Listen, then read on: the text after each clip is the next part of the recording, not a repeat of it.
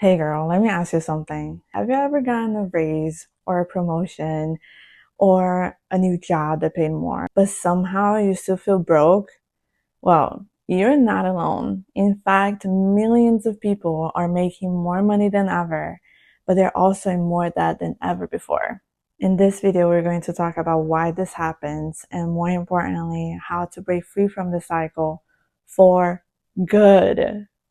Hi, I'm Gabby, and I started this YouTube channel back when I was on maternity leave, and I just wanted to create a space for moms like me to find different ways to get out of debt and find their financial freedom, and in turn, find more peace and a more fulfilling life. And just a disclaimer, I am not a financial advisor. I'm really just a mom trying to help other moms. So now that we got that out of the way, let's get started. So the first thing that I want to talk about is the income to debt paradox. So this is a paradox. Making more money doesn't always mean keeping more money. In fact, studies have shown that as consumers earn more income, their debt also rises. And this is because when people make more money, they also tend to spend more money. Actually, 60% of Americans earning over $100,000 a year are actually living paycheck to paycheck. So there's a name to this, and it's called lifestyle inflation. This means that as income increases, so does spending. But obviously, if your spending is growing faster than your income, you're only digging yourself more and more in debt. And this may sound very logical, but a lot of us don't notice that on our day to day. Now, let's talk about the psychology of that. That isn't just a math problem, it's a mindset problem. For many of us, money is tied to our self identity, our creative expressions, our self worth, and sometimes even our childhood. So, if you grew up with financial insecurity, it's easy to associate spending with comfort and saving to scarcity. Just like that moment that you bought something impulsively, but it wasn't really smart. And that's actually very normal. A lot of us tend to fall into emotional spending where we try to fill in emotional void with material things. Like that one time that you found yourself on Amazon at 2 in the morning after a long day at work. I know that was me too. The thing is, when we don't have a plan for our money, our bad habits take over. Most of us don't intend to stay in debt, but we don't know how to change our behavior. So this is the common cycle. We get a raise, we spend it, we get into more debt, we get stressed and overwhelmed with this debt that we now have, and then we repeat the cycle. So you get a raise, you upgrade your life, your expenses grow because of that. Now you're using your credit card to keep up with the spending. Then you overspend and you get stressed because now you're more and more into credit card debt. But then you spend more to cope with that emotion. Does that sound familiar?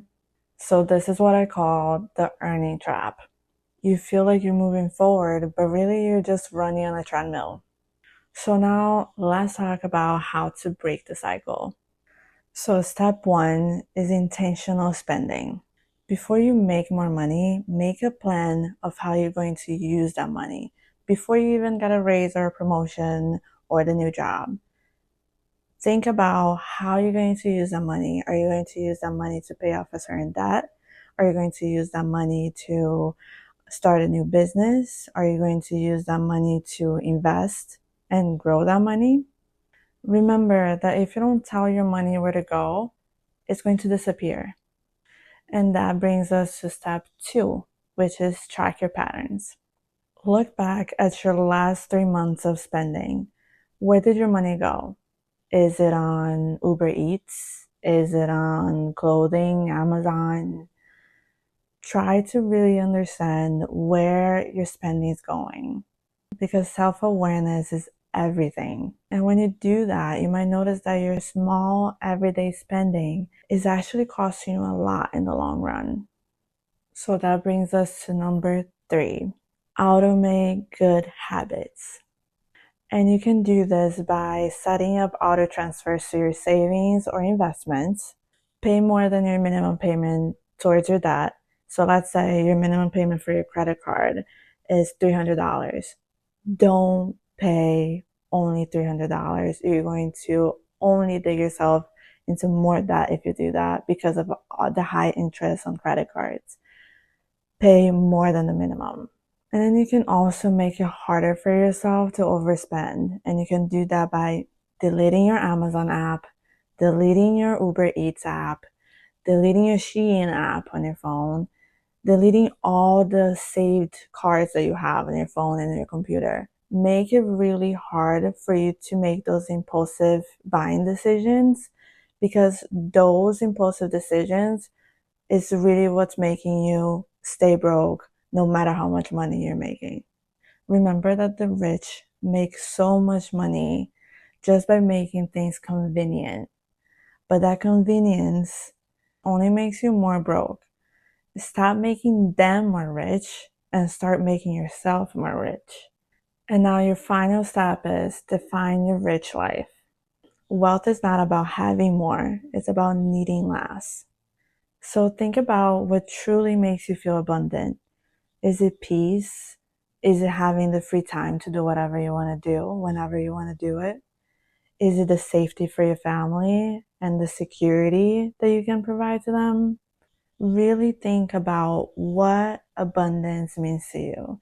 Don't think about what abundance should mean or how it looks on social media.